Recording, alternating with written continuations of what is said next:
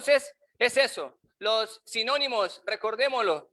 Constancia, serenidad, firmeza, tolerancia, constancia. Sí, el permanecer, el usted estar ahí constantemente. Y los quiero invitar a Santiago, capítulo 5, versículos del 7 al 11 para entrar poco a poco a lo que Dios nos quiere enseñar en esta oportunidad. Santiago 5 del 7 al 11 dice: por tanto, hermanos, tened paciencia hasta la venida del Señor. Mirad cómo el labrador espera el precioso fruto de la tierra, aguardando con paciencia hasta que reciba la lluvia temprana y la tardía. Vea el 8. Tened también vosotros paciencia y afirmad vuestros corazones, porque la venida del Señor se acerca. Hermanos, no os quejéis unos contra otros, para que no seáis condenados. He aquí el juez está delante de la puerta. El 10. Hermanos míos, tomad como ejemplo de aflicción y de paciencia a los profetas que hablaron en nombre del Señor. He aquí tenemos por bienaventurados a los que sufren. Habéis oído de la paciencia de Job y habéis visto el fin del Señor, que el Señor es muy misericordioso y compasivo. Quiero que vayamos entrando en la última parte del versículo 11 que dice: ¿habéis oído de la paciencia de quién? De Job. ¿Qué pasó con él? Y habéis visto el fin del Señor, que el Señor es muy misericordioso y compasivo.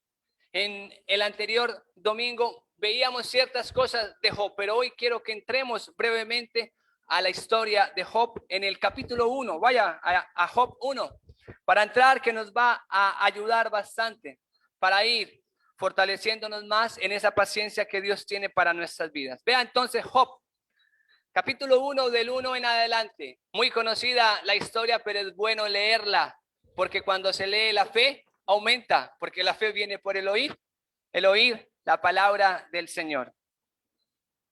Job 1 del 1 en adelante. ¿Todos estamos acá? ¿Sí? ¿Sí? ¿Ya la encontraron? Ok, perfecto, gracias. Vamos entonces ahí. Job 1 en adelante. Hubo en tierra de Uz un varón llamado Job, y era ese hombre perfecto y recto, temeroso de Dios y apartado del mal. Y le nacieron 7 hijos y 3 hijas. Su hacienda era 7,000 ovejas, 3,000 camellos, 500 yuntas de bueyes, 500 asnas y muchísimos criados.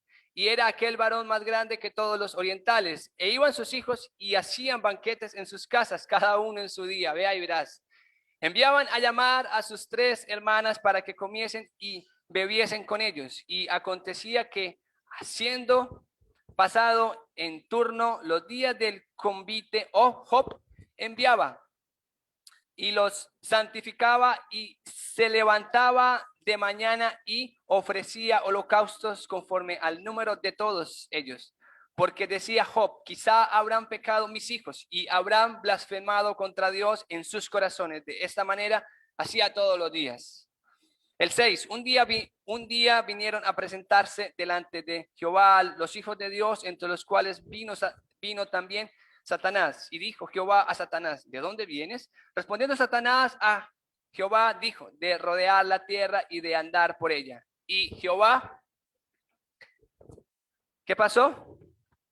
Y Jehová dijo a Satanás: ¿no has considerado a mi siervo Job, que no hay otro como él en la tierra, varón perfecto y recto, temeroso de Dios y apartado del mal? Respondiendo Satanás a Jehová dijo: ¿acaso teme Job a Dios de balde? ¿No le ha acercado alrededor a él y a su casa y a todo lo que tiene?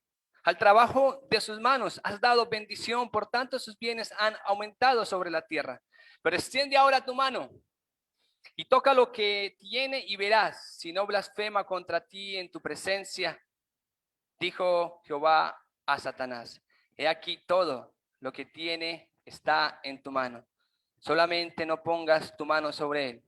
Y salió Satanás delante de Jehová. Y un día aconteció que sus hijos e hijas comían y bebían vino en casa de su hermano el primogénito. Y vino un mensajero de Job y le dijo, vea el punto ahí, estaban arando los bueyes y las asnas paseando cerca de ellos.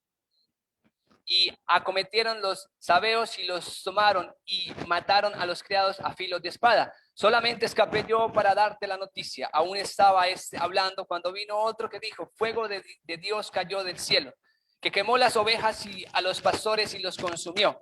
Solamente escapé yo para darte la noticia. Todavía estaba hablando y vino otro que dijo, los caldeos hicieron 3 escuadrones y arremetieron contra los camellos y se los llevaron y mataron a los criados a filo de espada. Y solamente escapé yo para darte la noticia.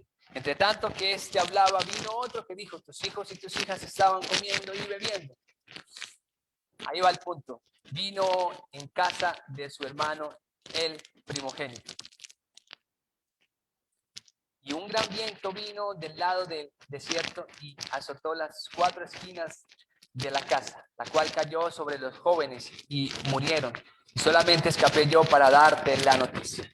Entonces Job se levantó y rasgó su manto y rasuró su cabeza y se postró en tierra y adoró. Y dijo, desnudo salí del vientre de mi madre y desnudo volveré allá. Jehová dio, Jehová quitó. Sea el nombre de Jehová bendito. En todo esto no pecó Job ni atribuyó a Dios despropósito alguno. La historia de Job muy conocida. Él pudo experimentar el tener y luego no tener. Él pudo experimentar el disfrutar y luego no disfrutar. Job pudo experimentar tenerlo todo un día, absolutamente todo. ¿Qué le faltaba a Job en ese buen sentido? Tenía su familia, tenía sus bienes, tenía tantas cosas Job. ¿Qué le faltaba? Estaba caminando en el sendero del Señor. Pero entonces ahí viene el punto. Cuando Job entra en ese proceso, en esa prueba, lo que tenía ya no lo comenzó a tener. ¿Y cómo Job pudo experimentar eso? Que los bienes ya no los viera, que aquellos criados tampoco, que sus hijos, pide, tenía 3 y 7, 7 hijos y 3 hijas. ¿Ah? ¿Cómo usted entender esa parte? ¿Cómo entender que Jehová le dio, pero Jehová también le quitó? ¿Usted se ha sentido así en algún tiempo de su vida? Que quizás ya no es el mismo, que quizás ya no tiene lo que antes usted tenía. ¿Cómo se ha sentido usted? En ocasiones hacemos de cosas pequeñas cosas grandes. Y no es en son de compararnos con Job, pero lo que le pasó a Job es grande, impresionante. Y quizás cosas que nos suceden a nosotros las hacemos grandes, pero verdaderamente no son grandes. Y es ahí entonces donde la paciencia es clave para poder pasar esa prueba. Usted no puede pretender pasar una prueba, pasar una aflicción si usted no tiene paciencia, si su fe no se ha desarrollado. Y Job, después de todo eso, dice, y dijo, desnudo salí del vientre de mi madre y desnudo volveré allá. Jehová dio, Jehová quitó. Sea el nombre de Jehová bendito. Y vea la última parte. Todo esto no pecó Job ni atribuyó a Dios despropósito alguno. ¿Sí ve? Job sabía que todo tiene un propósito. Job sabía perfectamente que esa paciencia iba conectada con la fe, porque Hebreos 11:6 dice que sin fe es imposible agradar a Dios, porque es necesario que el que se acerca a Dios crea que le hay y que es galardonador de los que le buscan. Es la fe que actuó en Job, es la fe que se desarrolló en él, es la fe que lo llevó a comprender, porque usted no puede andar por vista, porque si usted anda por vista nos vamos a meter unas estrelladas impresionantes. Es por fe, es creer, es confiar, es decir, yo no tengo nada hoy, pero sé que mañana Dios me va a dar lo que Él desee para mí. No es lo que tanto yo quiera, sino lo que Él tenga para mi vida. Y es ahí entonces donde dice Santiago 5 en la parte del 11, habéis oído de la paciencia de Job. Hemos oído de esa paciencia. Hemos oído de esa fe de Job. Hemos oído de esa confianza que tuvo Job. Pero vea que la paciencia tiene varias, ¿cómo se puede ahí plantear? Usted es paciente y necesita, en cierta forma, desarrollar con la paciencia otras cualidades espirituales. Y lo vemos también en el versículo 7 de Santiago 5. Mirá cómo el labrador espera el precioso fruto de la tierra, ¿sí o no? Aguardando con paciencia hasta que reciba la lluvia temprana y la tardía. Usted sabe que es un labrador, no es un perro, ¿no? No, nada de eso. Labrador tiene como sinónimo agricultor, ¿cierto? Hacia las fincas, como aquel campesino, como aquella persona que siembra algo. ¿Qué debe él de hacer? Debe de ser muy consciente que necesita esperar, debe ser paciente, pero también debe ser diligente, claro. Y sumado a la diligencia, debe tener una inteligencia, claro, porque él espera poco a poco. Él sabe muy bien cuándo ir hacia donde está sembrado aquel fruto, ¿cierto?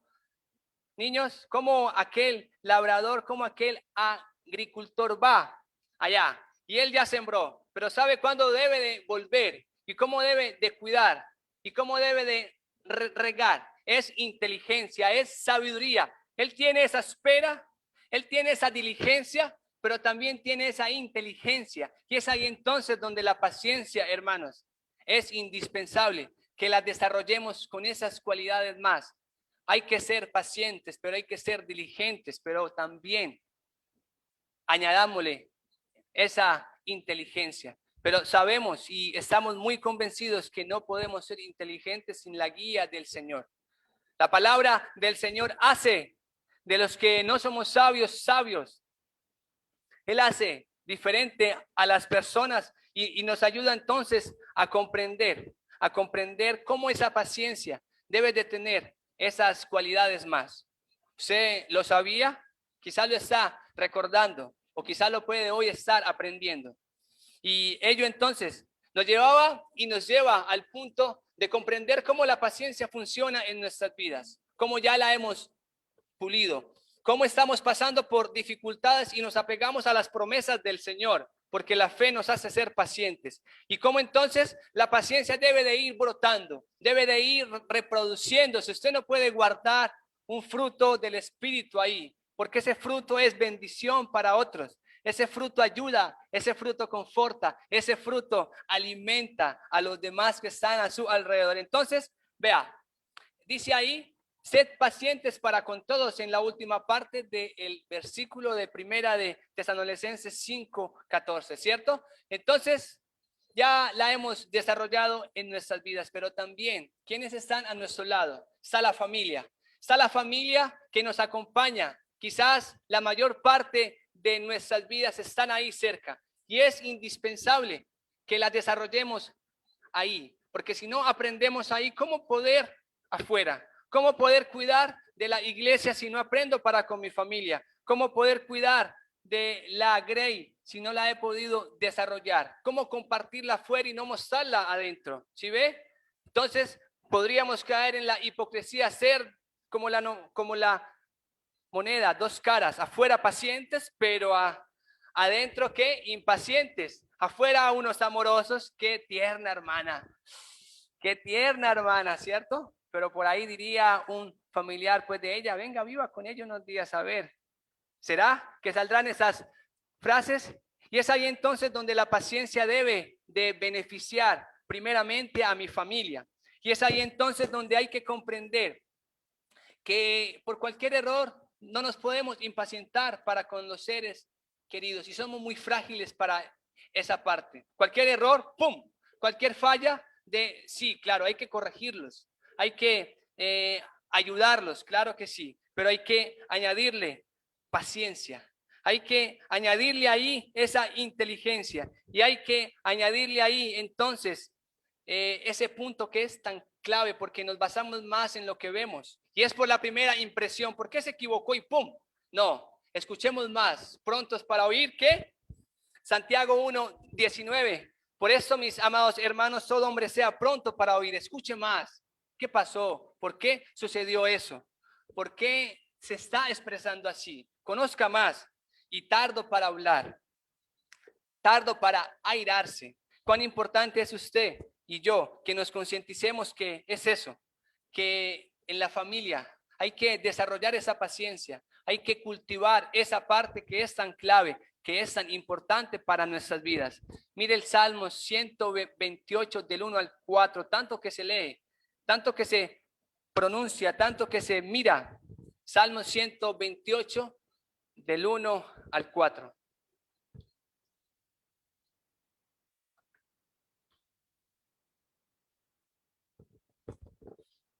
Bienaventurado todo aquel que teme a Jehová, que anda en sus caminos. Cuando comieres el trabajo de tus manos, bienaventurado serás y te irá bien. Tu mujer será como vid que lleva fruto a los lados de tu casa.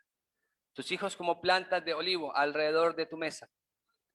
He aquí que así será bendecido el hombre que teme a Jehová. He aquí que así será que bendecido el hombre que teme a Jehová.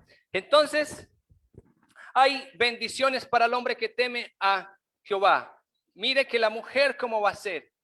Mire, tu mujer será como vid que lleva fruto a los lados de tu casa. ¿Cierto que sí? Y tus hijos como plantas de olivo alrededor de tu mesa. Mire que hay bendiciones para la familia, pero mire cómo la impaciencia nos pueden hacer perder esas bendiciones.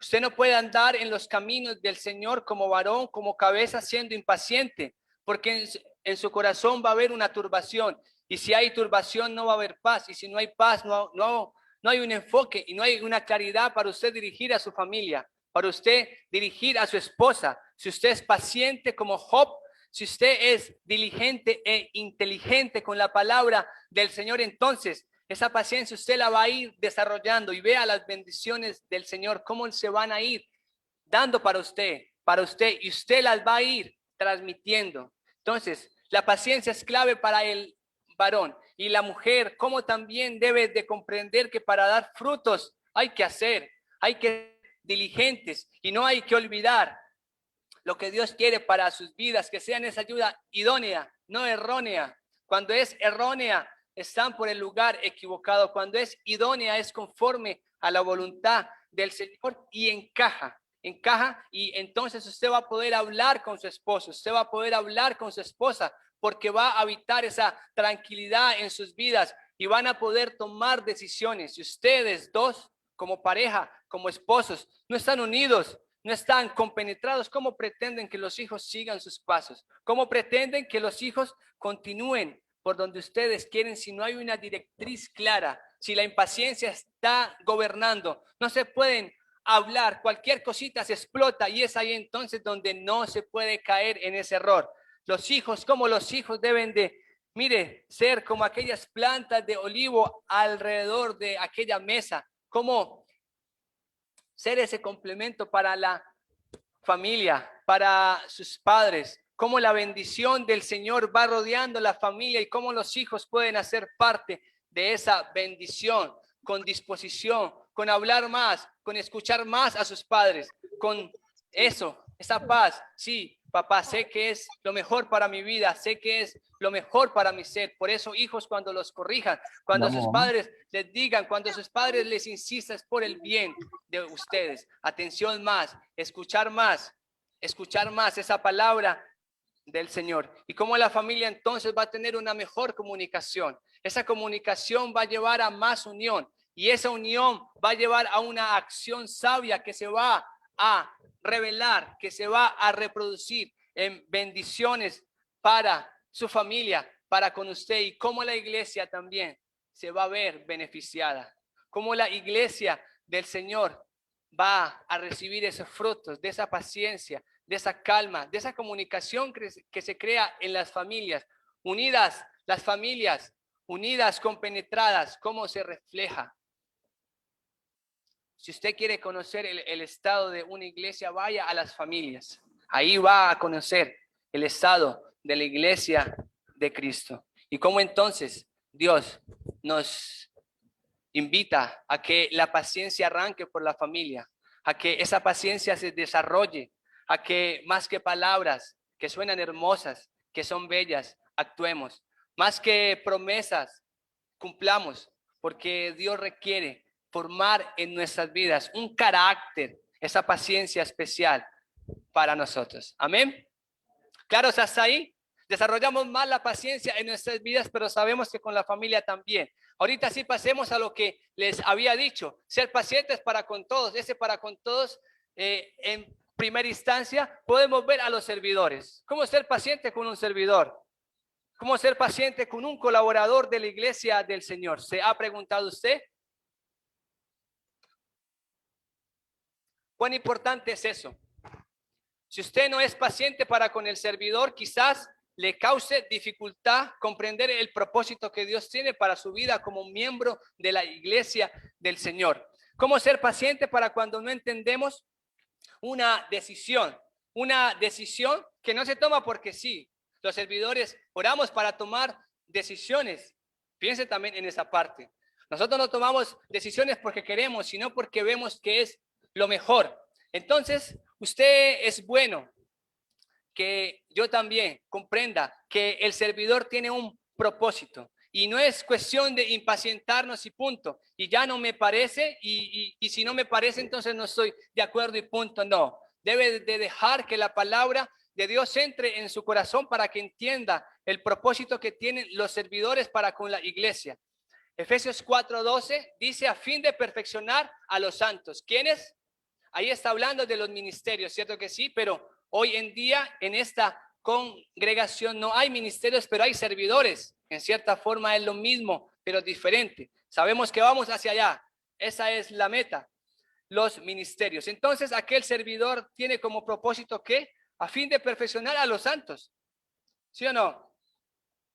Para la obra del ministerio, para la edificación del cuerpo de Cristo, de quien todo el cuerpo bien concertado y unido entre sí, por todas las coyunturas que se ayudan mutuamente según la actividad propia de cada miembro, recibe su crecimiento para ir edificándose en amor. Entonces, el servidor tiene como propósito ¿qué? Tiene como propósito, perfeccionar a los santos en primera instancia. Tiene como propósito ser ese guía espiritual para su vida, ser ese guía, ser ese baluarte, ser esa persona que quiere ayudarle a usted y quiere contribuir a lo que más sigue, de quien todo el cuerpo bien concertado y unido entre sí por todas las coyunturas que se ayudan mutuamente. Vea esa parte, cómo va surgiendo más cosas, cómo de quien todo el cuerpo bien concertado y unido. Servidores unidos, la iglesia va a ir uniéndose a esa unión que están viendo reflejada en nosotros como servidores. Y es ahí entonces donde la ayuda es mutua.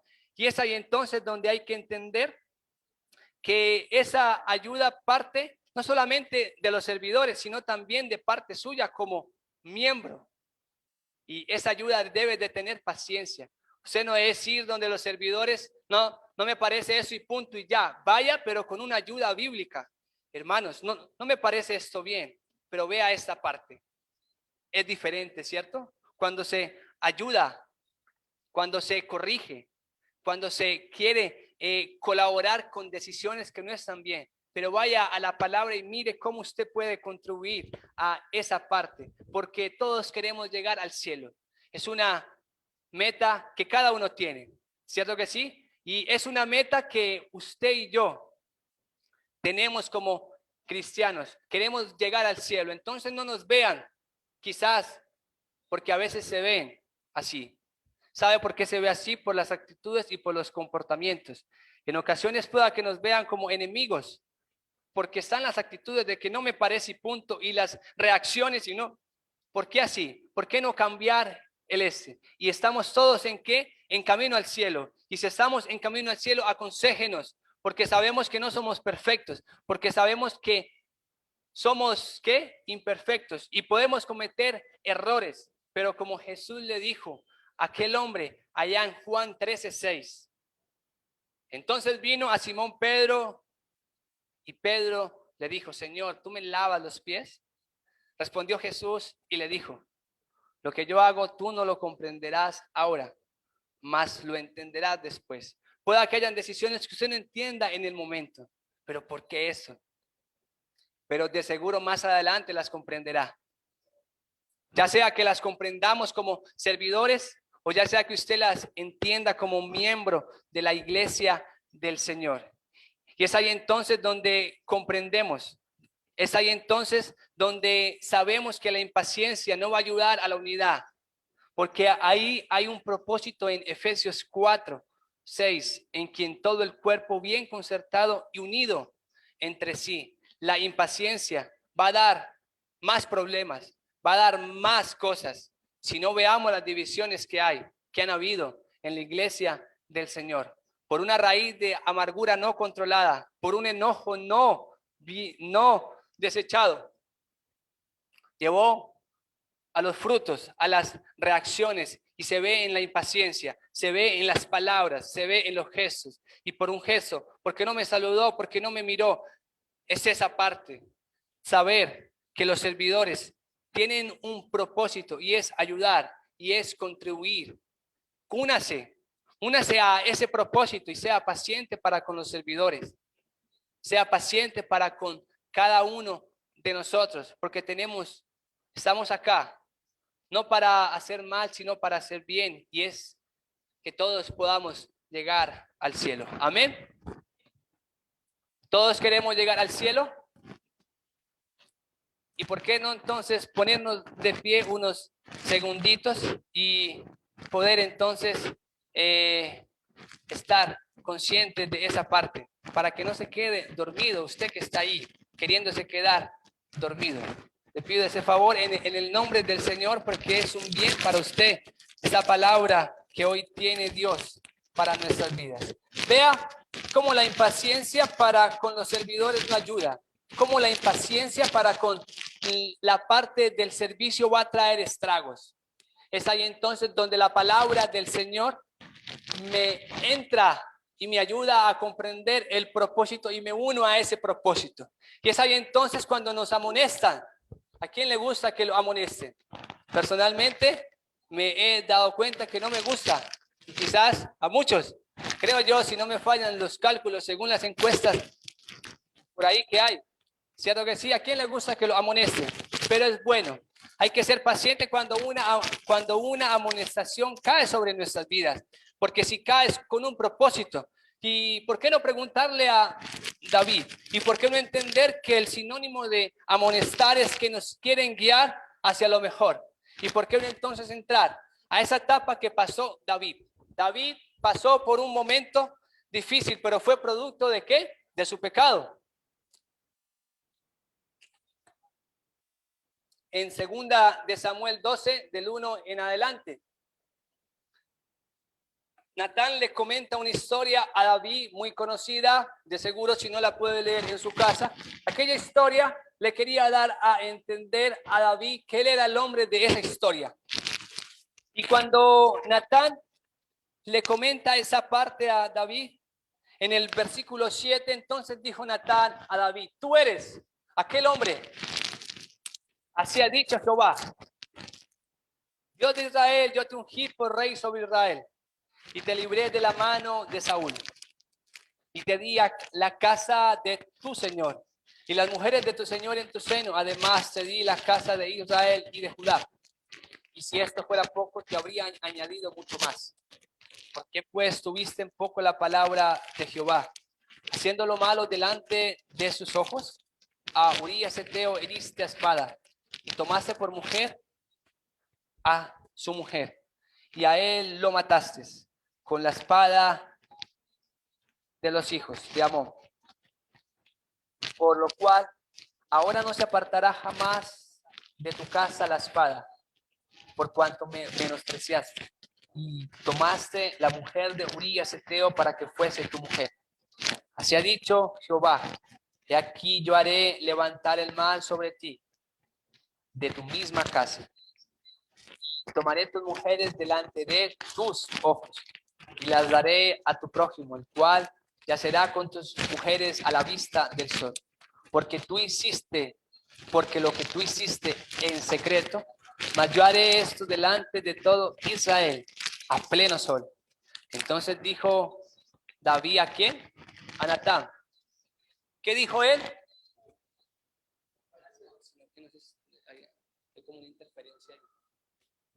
Entonces dijo David a Natán, ¿qué?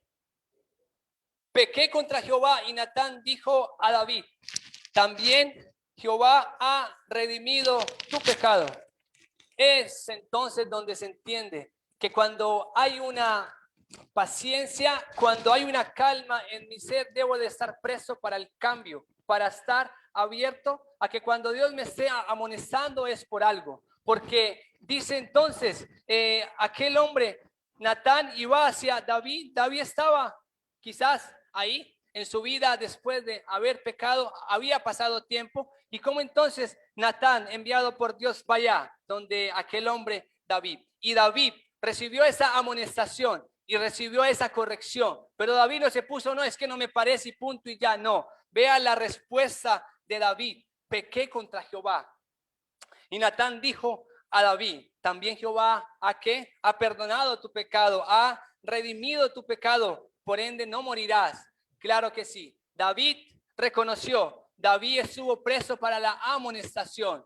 Entonces, no seamos de los que nos rebeldizamos y ya, no me parece y punto. Y es esa parte. El pecado hace estragos en el corazón. El pecado hace que nuestro corazón no esté preso para la amonestación. Y si no hay una disposición para la amonestación, pues simplemente ¿qué va a pasar? Pues mi vida se va a ir de ese propósito que Dios tiene para tu vida. Porque Dios al que ama, que castiga, porque Dios al que ama se preocupa por él. Y los servidores están en la iglesia para poder guiar a aquellas personas, a aquellos hermanos cuando son amonestados a poder ser restaurados. Y es ahí entonces donde hay que entender que hay que ser pacientes todos, desde servidores hasta todos, debemos de ser pacientes, debemos de ser personas que escuchemos más, porque si nos lo dicen es por algo, y si está diciendo ese hermano es porque lo vio de seguro en la palabra, y esa es la clave, ver en la palabra para ir a corregir. Tú no puedes ir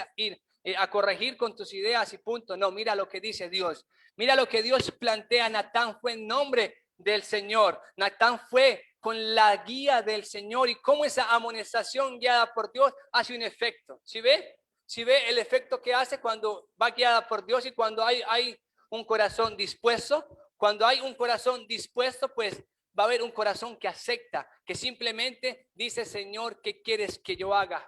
David pecó contra Jehová. David se dispuso a ser restaurado. Le vinieron cosas, sí, como sus hijos se rebeldizaron y más cosas que le pasaron, pero David tenía muchas ideas claras, y lo que decía el Salmo 41, pacientemente esperé a Jehová, pacientemente esperé a Jehová, y se inclinó a mí y oyó mi clamor y me hizo sacar del pozo de la desesperación, del lodo cenagoso.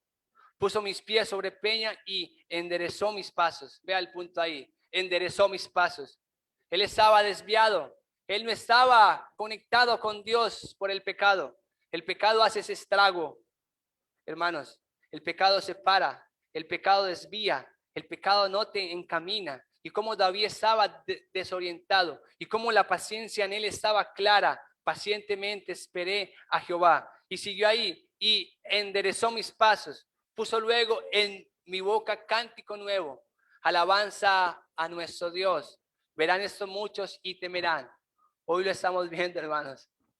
Hoy estamos viendo cómo David fue amonestado, pero cómo fue restaurado. Hoy estamos viendo el poder del Señor cuando llega esa palabra a tu ser y quiere causar ese efecto positivo para tu bien, porque una amonestación es sinónimo de amor, que hay una acción sana de parte de la persona que te va a amonestar. Verán eso muchos y temerán y confiarán en Jehová. Bienaventurado el hombre que puso en Jehová su confianza y no mira a los soberbios ni a los que se desvían tras la mentira. La soberbia es antónimo de la impaciencia. La soberbia es lo oponente a esa calma.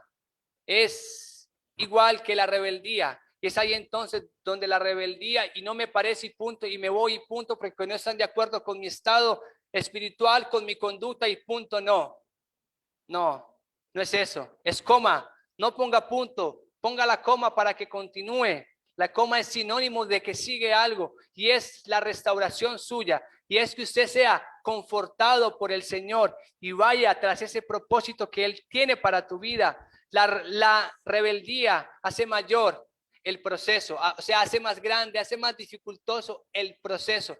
Y mucho más son las consecuencias si usted no se sujeta en amor. Porque no es porque me toca y punto, no. Usted es paciente porque usted desea hacerlo, porque usted le nace, porque usted sabe y porque usted ha puesto su confianza en Dios. Si usted la ha puesto en Dios y no en los hombres, pues simplemente, ¿qué va a hacer? Pues va a ser paciente y va a agarrarse duro de ese árbol cuando ventea, ¿no? Para no ser llevado. Y hay que agarrarse duro cuando lleguen esos látigos, cuando lleguen esos correazos espirituales para que se mantenga. Usted se va a mantener si confía en el Señor, si ha puesto su confianza porque va a ser bienaventurado. Amén. ¿Y cómo entonces podemos pasar para ser pacientes con quién? Con los ociosos, o sea, desocupados. Meditaba en que no hay persona desocupada sino mal orientada, posiblemente, porque el desocupado necesita una guía. El desocupado necesita a alguien primeramente que lo corrija, porque hay que corregir a el ocioso, porque no está haciendo como Dios manda, quizás está dejando de llevar el alimento para su casa, quizás está haciendo otras cosas no fructíferas. Eso es claro, pero es bueno que se sepa también que la paciencia debe de ir con esa acción sabia, diligente, pero con inteligencia para poder causar algo positivo en la persona. Usted puede ser paciente de esa forma en que ve a tal hermano que es ocioso y ya. ¿Será que sí? ¿Será que no requiere otra acción más? Si usted no lo puede hacer, pues pida ayuda para que le ayuden a tal hermano que es ocioso, porque si no, usted también puede estar en la posición de la ociosidad en no hacer nada para ayudarle a tal hermano, a tal hermana que está en esa condición. Entonces la ociosidad es sinónimo de qué? De estar desocupado. Y somos más prestos para juzgar, pero menos para ayudar. Vuelvo y digo, hay que corregir la ociosidad, pero también hay que ayudar a aquella persona que está ahí, mostrándole que no está bien, mostrándole que hay un pecado, mostrándole, pero también viendo cuál es la causa. Usted no puede pretender guiar a una persona ociosa si no es con la palabra, porque aquel Salmo 119, 105, lámparas a mis pies, tu palabra y lumbrera a mi camino. Es lumbrera, es luz, y esa luz usted la va a tener para poder guiar a aquella persona que es ociosa, que está haciendo o que está cayendo en ese estado. Y es ahí entonces donde la ociosidad debe de ser sacada de aquella persona, identificando cuál es la causa. Y algo que veía yo está en aquel pasaje de Eclesiastés 3 del 1 al 2, donde tomo los principios para hacerle, para motivarle a usted, para animarlo en el Señor, para que deje de ser ocioso si ha caído en ese estado, o dejemos de ser ociosos si hemos caído en ese estado. Eclesiastés 3 del 1 al 2 dice, todo tiene su tiempo y todo lo que se requiere debajo del cielo tiene su hora. Tiempo de nacer y tiempo de morir. Tiempo de plantar y tiempo de arrancar, lo plantado. Dice que todo tiene su tiempo. Quizás el que es ocioso se ha tomado el descanso como el todo de su tiempo. Se ha tomado la ociosidad como si eso fuera su todo. Y si yo demuestro a tal persona que hay un tiempo para todo, que todo tiene su hora, que esa hora de descansar va a llegar, que va a llegar ese estado para que su cuerpo descanse, pero que hay otras cosas por hacer. Ese principio que está ahí, que hay algo que, tiempo para nacer, tiempo para morir, tiempo para plantar y tiempo para arrancar. Eso me lleva a ser productivo en el Señor. No ser productivo porque quiero y punto. No, hay que ser productivos en el Señor. Entonces, ¿cómo no mostrarle las cosas que hay que hacer? ¿Cómo no mostrarle que hay tantas actividades que no se hacen por falta de manos? Y los servidores no estamos exentos de caer en la ociosidad directamente e indirectamente. Por eso es bueno estar mirando en la palabra qué hay que hacer en el reino del Señor. Una visita, una llamada, un ánimo, cómo visitar a aquella persona que está pasando por dificultades. ¿Cuántas personas están esperando en los hospitales para que alguien llegue con la palabra del Señor y que le diga, mira, hay una esperanza, más que física, es eterna, porque hay un Dios grande que te espera, que te conforta y te quiere recibir? ¿Cómo no dar esperanza al que no tiene esperanza? ¿Cómo no dar una guía al que carece de esa guía? ¿Y cómo entonces la ociosidad puede ser corregida por esa fidelidad que Dios muestra en su palabra, que hay un respaldo para hacer todo lo que Él nos ha mandado a hacer? ¿Sí ve? Que no hay persona desocupada, sino mal orientada, por un lado. No hay persona que no haga nada, sino porque su mente se ha creado esa idea de que no, que hagan por mí. Ese estado hay que mirar qué condición tiene, qué causa, qué pasó, por qué llegó ahí. Y cuando se va a la raíz del problema, cuando usted conoce por qué se duerme hoy, cuando usted conoce por qué está así, quizás se ha trasnochado. Y usted debe de ser diligente para no caer en la ociosidad de no hacer nada hoy, que es escuchar la palabra del Señor. En amor se lo digo. Mire qué está haciendo que usted se está hoy durmiendo. ¿Ah? ¿La palabra le produce sueño? No. Es porque usted ha tomado esa condición, porque usted simplemente ha querido esa parte. Y es ahí entonces donde hay que mostrarle a aquella persona que es ociosa que hay muchas cosas por hacer, empezando por el reino, y guíele en lo demás. ¿Qué proyectos tiene? ¿Qué metas tiene usted para con su familia? ¿Qué metas tiene usted para con sus seres queridos? Y es ahí entonces donde esa ociosidad de seguro se va a ir saliendo de aquella persona. Con los de poco ánimo, aquellas personas de poco ánimo es que carecen de ¿qué? De ánimo, ¿no? ¿Qué significado? Poco ánimo es que carecen de ánimo. Poco ánimo es que simplemente no tiene esas ganas para ¿qué? Para continuar. Algo le ha pasado. Y no es cuestión de juzgar, no. No es cuestión de que, bueno, no, nada de eso, no. Es cuestión de concientizar. Es cuestión de mirar de que mi impaciencia lo puede desanimar más.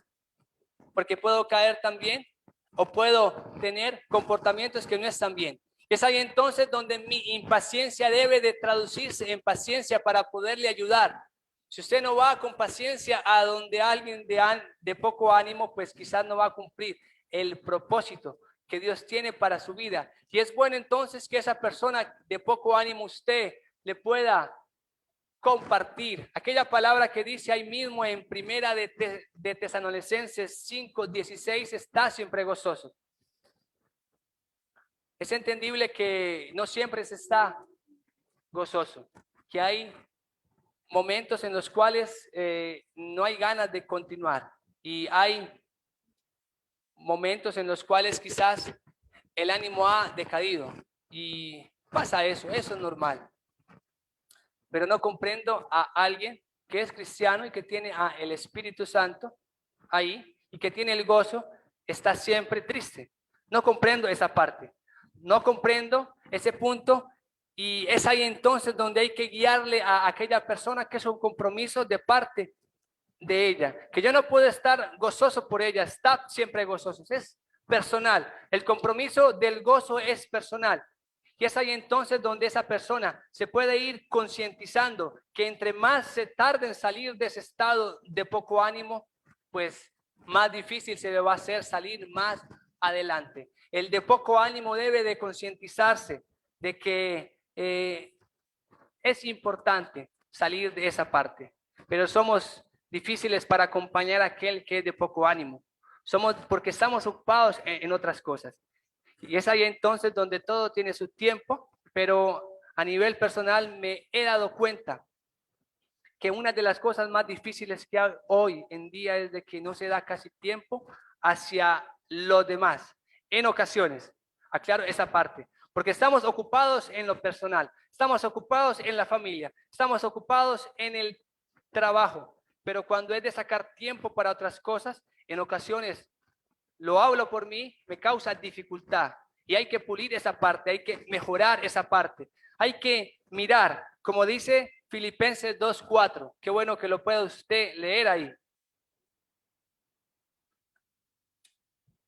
Filipenses 2:4. Vamos terminando para que se motive a estar ahí conectado. Esas frases como que ayudan, ¿no? Cuando se dice vamos terminando. Creo que se va terminando. Listo. Filipenses 2:4, no mirando cada uno por lo suyo propio, ¿sí? Sino cada cual también por lo de los otros. En ocasiones invertimos ese pasaje y no hacemos ese orden que hay. No hacemos esa directriz que hay. Y no es que, mira ahí, no mirando cada uno por lo suyo propio. Y quitamos ese no y dice, y mirando cada uno por lo suyo propio. Es esa parte, entender que al de poco ánimo hay que acompañarlo. De seguro puede ser un niño en Cristo, de seguro está pasando por una dificultad, de seguro está pasando por alguna situación que lo está llevando a ese estado de poco ánimo. Y usted está en la tarea de poderle ayudar, está en ese, porque recordemos aquel pasaje que se leyó al principio, en donde hay una ayuda mutua, donde, ¿qué? Y unido entre sí por todas las coyunturas que se ayudan mutuamente. Efesios 4:16 en esa parte. Como usted está en el deber y yo estoy en el deber de ayudarnos mutuamente, de sacar ese espacio, una llamada, un mensaje que va a ser útil para ese hermano, que que usted va a poder desarrollar la paciencia, mas no la alcahuetería. Una cosa es ser paciente y otra cosa es ser falto de paciencia cayendo en la alcahuetería. Ay, no, hay que pasarle eso. No, hay que pasarle, pero hay que corregirle y hay que guiarle hacia lo que Dios quiere para su vida, que es estar siempre gozoso. Y es ahí entonces donde esa paciencia es clave, que la desarrollemos para aquellos hermanos, para aquellas personas que son de poco ánimo o que somos en ocasiones de poco ánimo. Con los débiles, aquel débil es aquel frágil que simplemente que pasa, pues alguna situación determinada, pues no tiene la fortaleza para poder pasar, entre otras cosas más. En ocasiones todos podemos caer en tener actitudes de débiles, porque no somos perfectos y podemos caer desde los niños, desde los jóvenes, desde los adultos, pero hay débiles en la iglesia. ¿Y qué hay que hacer? ¿Qué hay que hacer entonces para con aquellos débiles? ¿Qué hay que hacer entonces para con aquellas personas que no son constantes, que falta fortaleza en su vida? Y es ahí entonces donde hay que ir también a la palabra. No podemos ir a otro lugar, primeramente, sino en la palabra, si no es esa guía especial. Y va a ser de aquel débil que piensa que es débil. Él piensa o pensamos que somos débiles, pero realmente no somos débiles. ¿Sabían por qué? ¿Sí? Aquel pasaje de Jueces, capítulo 6, versículo 12 dice. ¿Qué dice ahí? Y el ángel de Jehová se le apareció y le dijo, Jehová está contigo, varón esforzado y valiente. ¿Se vio ahí débil? No, valiente. Cuando David fue contra Goliat, ¿por qué le ganó? Porque su mente tenía claro que era Dios quien estaba con él. Somos débiles si pensamos como nosotros naturalmente pensamos o carnalmente pensamos, pero vamos a ser fuertes si vamos a la palabra y vemos que el Dios grande nos dice que somos valientes. Vea cómo usted va a ayudar a aquel hermano que es débil. Con esa paciencia, con esa calma, con esa entrega, hermano, usted es fuerte. Usted piensa que es débil porque se ha creado eso en usted, porque ha hecho cosas en sus fuerzas. Usted está débil porque usted es débil, porque usted cree que es débil, pero realmente usted no es débil. Usted es fuerte. Y es ahí entonces donde esa fortaleza de parte del Señor, primeramente te va a ayudar, me va a ayudar a mí, que estoy siendo paciente porque recuerdo que yo soy también fuerte. Y le digo a él que él es fuerte, que ella es fuerte. Y como aquel débil, simplemente es cambiarle el chip. Mira, usted no es débil, usted es fuerte, porque Dios tiene con usted un propósito, una meta, una obra. Todos somos útiles en la iglesia. Todos hacemos una tarea importante. Aquel que no hace una tarea es porque no quiere hacerla, porque no ha tomado esa decisión de hacer esa tarea, pero todos tenemos una tarea por hacer. Y vea entonces cómo ir pasando a más frutos, cómo ir pasando a más cosas que la paciencia nos va a llevar. Cuando somos pacientes, la lengua va a estar más controlada. Ese músculo pequeño que hace estragos impresionantes, en ocasiones duelen más unas palabras que un golpe. ¿Sabían? Palabras que nos han dicho, todavía las recordamos. Y estamos en ese error, porque la paciencia se va a ver atormentada o se va a ver dañada por esa falta de ir a la palabra y de limpiarnos. Y es ahí entonces donde la lengua hay que controlarla. Y es ahí entonces donde la paciencia me quiere llevar a un estado espiritual especial. Santiago 3:1. Hermanos míos, no os hagáis maestros muchos de vosotros, sabiendo que recibiremos mayor condenación. Porque todos ofendemos muchas veces. Si alguno no ofende en palabra, este es varón perfecto. Sabemos que no hay varón perfecto, sino varón maduro. Es allá que apunta esa palabra perfecto, madurez, capaz también de refrenar todo su cuerpo. Es ahí entonces donde la paciencia me hace fuerte, me hace aquella persona que está firme. Por aquí traía una piedra y usted ve que la piedra es fuerte. ¿Cierto que sí? Esa firmeza que tiene la piedra me lleva a la firmeza que Dios quiere que tengamos, a esa madurez. Y entonces pasó algo y tengo la calma, tengo la firmeza para estar en esa condición que Dios tiene para mí y pienso para decir algo. No ofendo, sino que soy varón madura. Usted es una hermana madura y entonces ¿cuántos problemas nos vamos a evitar en la iglesia del Señor si supiéramos todos que la paciencia nos quiere llevar a la excelencia para saber dirigirnos, para saber decir las cosas, para saber comunicarnos? No es lo que se dice, sino cómo se dice. Como decía una hermana, hey, hay que saber decir las cosas. Y es ahí entonces donde esa paciencia se quiere desarrollar más en usted y en mí para dar esos frutos. Hermanos, si hay buena comunicación, ¿en dónde? En la familia solo vamos a traer para acá. Y entonces vamos a ser pacientes acá con buena comunicación. Y es un fruto que se va a ir dando. ¿Usted quiere recibir ese fruto? ¿Usted tiene ese fruto? Cuídelo. Si es paciente, cuídese. Porque el que cree estar firme, mire que no caiga y haga de la paciencia algo más especial. Pueda que usted, si es paciente, sea entonces bendición para otros. Y otro fruto de la paciencia, que es bueno que lo tengamos, está en Filipenses 2:3. Nada hagáis por contienda o por vanagloria, antes bien con humildad, estimando cada uno a los demás como superiores a él mismo. ¿Cómo nos cuesta esa parte? ¿Cómo pensamos que aquel hermano que nos está diciendo algo me está pasando por encima o está teniendo una actitud rara? ¿Cómo nos confundimos en ocasiones? Y pueda que salgan aquellas frases, ¿qué tal este hermano? ¿Por qué se cree así? ¿Qué se creyó? ¿Cómo salen esas frases o cómo no salen las frases, pero las podemos pensar?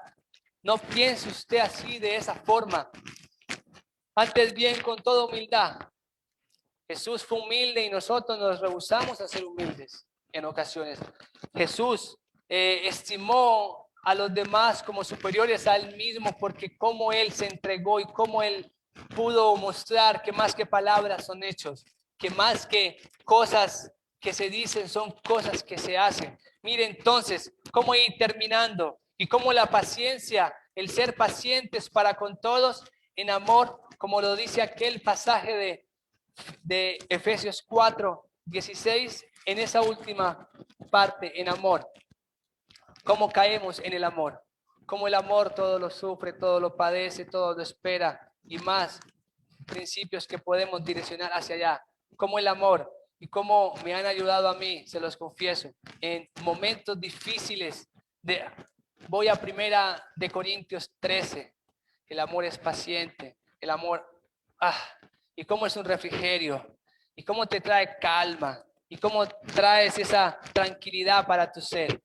Si no hay amor, apague y vámonos, porque de nada sirve. Lo dice también 1 Corintios 13. Y cómo el amor te transforma, cómo el amor te ayuda a ir más allá, porque la paciencia es ir más allá, es comprender que hay un propósito para tu vida y para mí.